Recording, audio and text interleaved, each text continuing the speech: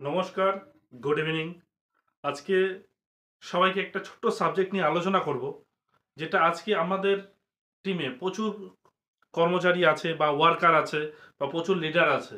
কিন্তু হয়তো সে অন্য কোনো কোম্পানির একটা ভালো লিডারশিপ কোয়ালিটিতে ছিল। বাট আজকে ই-বায়োটোরিয়ামে নতুন এসছে।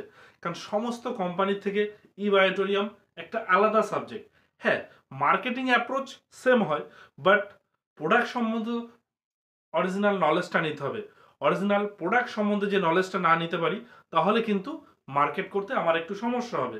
যে আমার প্রোডাক্টটা যেহেতু হেলথের উপরে, আমার প্রোডাক্টটা কিভাবে কাজ করছে মানুষকে, আর মানুষের শরীরের ডিজিজ বা রোগ বিভিন্ন ধরনের কিভাবে আসছে, এই পার্টটার উপর আজকে কথা হবে।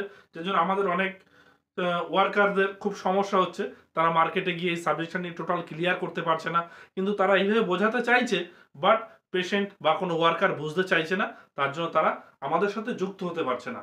আজকে তার জন্য আমি আমার তরফ থেকে যতটা পারবো চেষ্টা করব এই সাবজেক্টটা বোঝানোর জন্য, যে আজকে মানুষ কেন অসুস্থ হচ্ছে, আর আমার ই বায়োটোরিয়ামের ম্যাট্রেস ব্যবহার করলে সে কিভাবে সুস্থ হবে।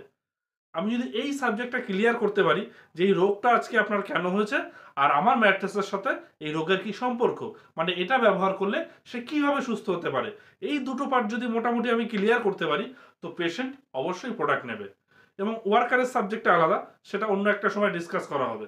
দেখুন, আমি একটা কোনো পেশেন্টের কাছে গেলাম, তার বিভিন্ন রকম সমস্যা বললো, সুগার বা etcetera etcetera, varieties type of সমস্যা তো মানুষের থাকেই।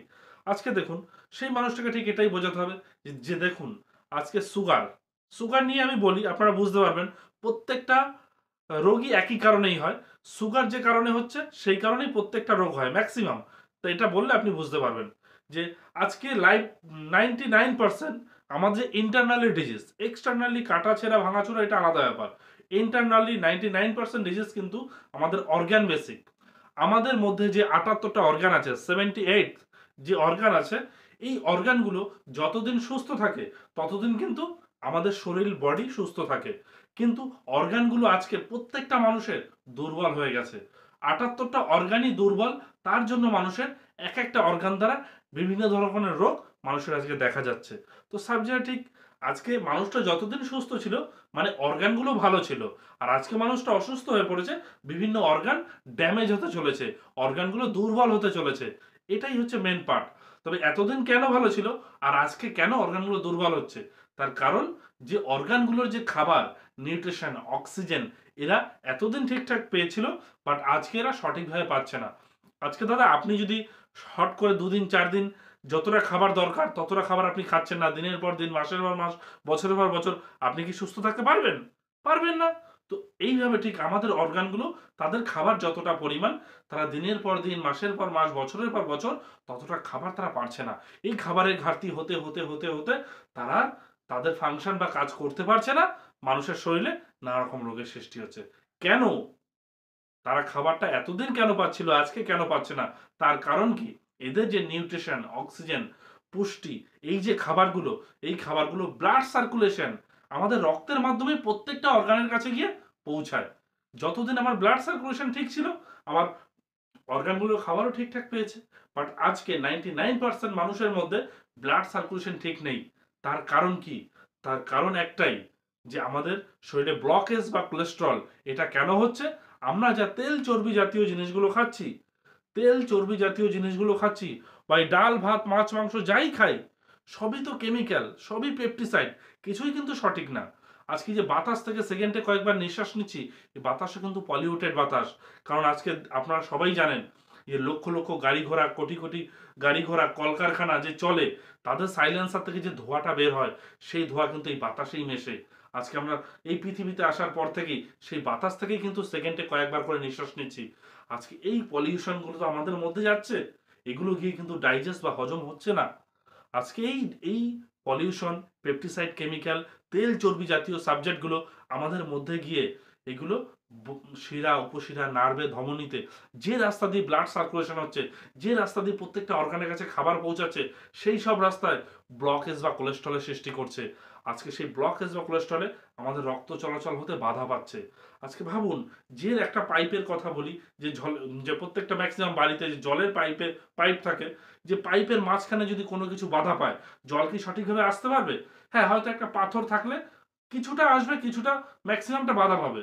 ধরুন 100% জল আসছিল, যদি একটা পাথর বা ইট বা কোনো কিছু খোয়া কোনো কারণে যদি 50% বা 60% ব্লকেজ হয়ে যায়, তাহলে বাকি কিন্তু 50% আসবে, আর বাকি 50% জল বা কোনো কিছু আসতে পারবে না। ঠিক আমাদের ভিতরেও সব পাইপ সিস্টেম, আমাদের মধ্যে এত শিরা উপশিরা রয়েছে যা সেগুলোকে এত দৈর্ঘ্য সব একের পর এক যদি যোগ করা হয়, এই পৃথিবীকে 2.5 প্যাঁচ দেওয়া যাবে। আমাদের এই পৃথিবীকে, বিশ্ব ব্রহ্মাণ্ডকে 2.5 প্যাঁচ দেওয়া যাবে। প্রত্যেকটা মানুষের মধ্যে এত শিরা উপশিরা রয়েছে। আজকে সেই শিরা উপশিরা দিয়ে ব্লাড সার্কুলেশন হচ্ছিল, রক্ত চলাচল হচ্ছিল, তার মাধ্যমে প্রত্যেকটা অর্গানের কাছে খাবার যাচ্ছিল। বাট আজকে ওই ব্লকেজ বা কোলেস্ট্রলের কারণে আমার ব্লাড সার্কুলেশন ঠিক হতে পারছে না। আর আজকে ব্লাড সার্কুলেশন যদি না হয়, আমার খাবারগুলো ঠিকঠাক পাচ্ছে না অর্গানগুলো।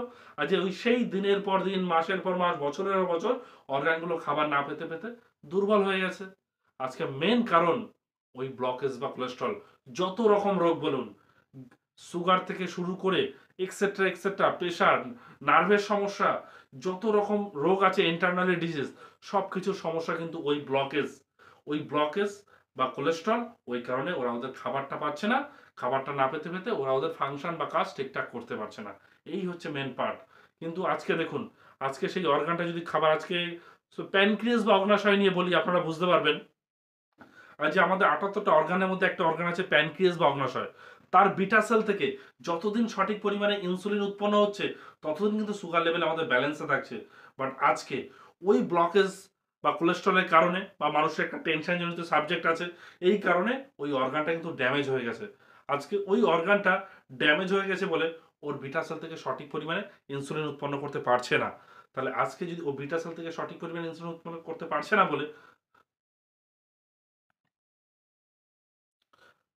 বলেই কিন্তু আজকে আমার রক্তে শর্করা বা গ্লুকোজের পরিমাণটা বেড়ে যাচ্ছে। তারপরে গিয়ে নানা রকম সমস্যা দেখা যাচ্ছে। ডাক্তাররা বলছে সুগার টেস্ট করতে, সুগার ধরা পড়ে গেল। তারপর life time medicine, metformin molecular medicine খেতে খেতে খেতে একটা অর্গানকে সুস্থ করতে গিয়ে বাকি অর্গানগুলোকেও আমি শেষ করে দিচ্ছি আজকে। এটাই হচ্ছে অ্যালোপ্যাথি ওষুধের কাজ, আমরা তো জানি। তার মানে আমাদের প্রোডাক্টটা কি করছে? মেন ব্লকেজ বা কোলেস্ট্রলের উপরে কাজ করছে, মেন জায়গায়, কজ অফ ডিজিজ, রোগের উপরে নয়। আজকে ডাক্তার বলুন বা আয়ুর্বেদিক বলুন, হোমিওপ্যাথি বলুন, যাই বলুন, হ্যাঁ হোমিওপ্যাথি খেলে আমি শুনেছি হয়তো সুস্থ হয়, কিন্তু বাট অতদিন তো মানুষের সময় নেই। আজকে মানুষ, আজকে খাবো, সকালে খাবো বা রাত্রে খাবো, পরের দিন সকালে কাজে যাব। কাজে গিয়ে যদি আমি কাজ করে ইনকাম না করতে, আমার উনুনে হাঁড়ি উঠবে না ভাতের। তো তার জন্য মানুষের হাতে তো সময় নেই। ওই কারণে কিন্তু আজকে অ্যালোপ্যাথির ঘরে এত ভিড়, যে স্যাটাস্যাট রেজাল্ট, দেন আর দেন রেজাল্ট। আর যে এই কারণেই কিন্তু অ্যালোপ্যাথির এত ডিমান্ড, আর কিচ্ছু নয়। তো যাই হোক, আপনাদেরকে বোঝাতে পারলাম একটা সাবজেক্ট নিয়ে, যে মানুষের মধ্যে রোগটা কেন আসে। Any type of disease only lack of blood circulation, lack of oxygen level. আজকে ব্লাড সার্কুলেশন বা অক্সিজেন লেভেল পাস হতে পারছে না কি? ওই ব্লকেজ বা কোলেস্ট্রলের কারণে। এটাই হচ্ছে মেন পার্ট। এটা যদি আমরা মানুষটাকে বোঝাতে পারি যে এই কারণে আপনার রোগ হচ্ছে, এই কারণে, আর তারপরে এটা বোঝাবো যে আমার প্রোডাক্টটা ব্যবহার করলে এই রোগের কারণটা কিভাবে সরে যাবে, আপনি ঔষধমুক্ত জীবন কিভাবে পাবেন। এই ছোট্ট সাবজেক্ট, এই সাবজেক্টটা যদি আমরা একটু সত্যিভাবে মন দিয়ে, ব্রেন দিয়ে, বুদ্ধি দিয়ে বুঝে বিষয়টা দেখতে পারি, বা আমি যে ভিডিওটা পাঠাবো হয়তো কতটা কি ক্লিয়ার করতে পারবো আপনাদের জানি না। যদি এই সাবজেক্টটা আপনারা বোঝেন, এইটা নিজের মতো করে যদি কোনো পেশেন্টকে গাইড করতে পারেন বা পেশেন্টকে প্রেজেন্টেশন করতে পারেন, তাহলে কিন্তু সেই পেশেন্ট কিন্তু অবশ্যই আপনার প্রোডাক্ট নেবে। 10 জনকে বললে 5 থেকে 6 জন গ্যারান্টি প্রোডাক্টটা নেবেই নেবে, যদি আপনি এই সাবজেক্টটা ক্লিয়ার করতে পারেন। এরপরে আরেকটা ভিডিও করব, যেটা এই প্রোডাক্টটার সঙ্গে রোগের কি সম্পর্ক, কিভাবে এই রোগটা কিওর হবে। ছোট্ট ছোট্ট পার্ট পার্ট করলে আপনাদের দেখতে সুবিধা হবে, তাই আমি বেশি বড় করছি না। এটা শুধু জাস্ট বললাম যে রোগ কেন হয় মানুষের শরীরে। তো নমস্কার, আশা করি সবাইকে বোঝাতে পারলাম। Thank you.